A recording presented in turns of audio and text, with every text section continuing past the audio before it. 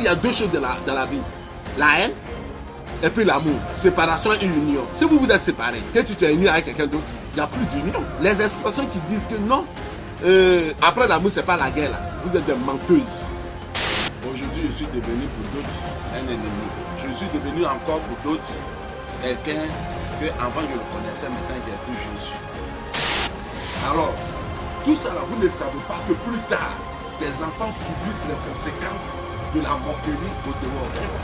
Si maintenant, l'homme là, vous avez fait un enfant, que vous êtes séparés, et que tu t'es marié avec quelqu'un d'autre, tu confies la responsabilité de l'enfant à ton nouveau mari. Aujourd'hui, nous allons parler des femmes qui se disent qu'elles sont des femmes mariées. Une femme mariée, là, ce qu'elle doit faire dans la vie, c'est de donner 65% de son énergie à son mari. Elle doit avoir de l'amour, la sincérité pour son mari. Foyer là, ce n'est pas amusement. Il y a des petits trucs dans le foyer là, on ne sait pas où ça quitte. Et puis ça détruit le foyer.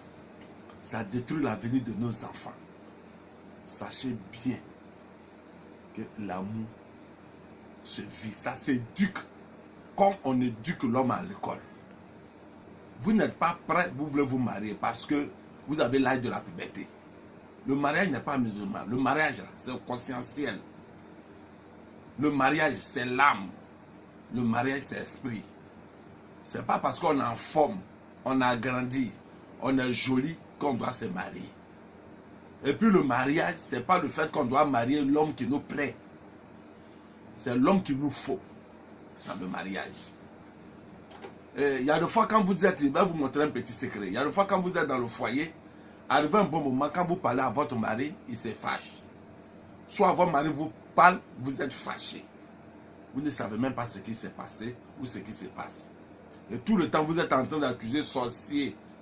Ta grand-mère qui est au village là, elle sait même pas, elle n'a pas de dents pour manger canne à sucre, c'est elle qui est en train de manger ton foyer.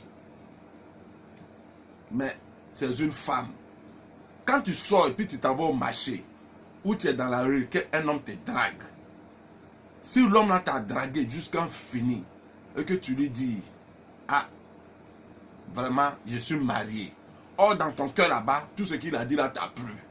Mais c'est parce que tu es marié que tu ne l'as pas accepté. Au plus profond de ton être antérieur a déjà accepté.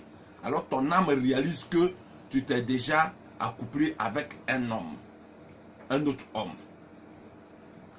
Quand tu vas voir, quand tu vas arriver à la maison, tu regardes ton mari et puis tu imagines ce que l'homme là t'a dit. Il t'a plu, c'est parce que tu es marié que tu ne l'as pas écouté.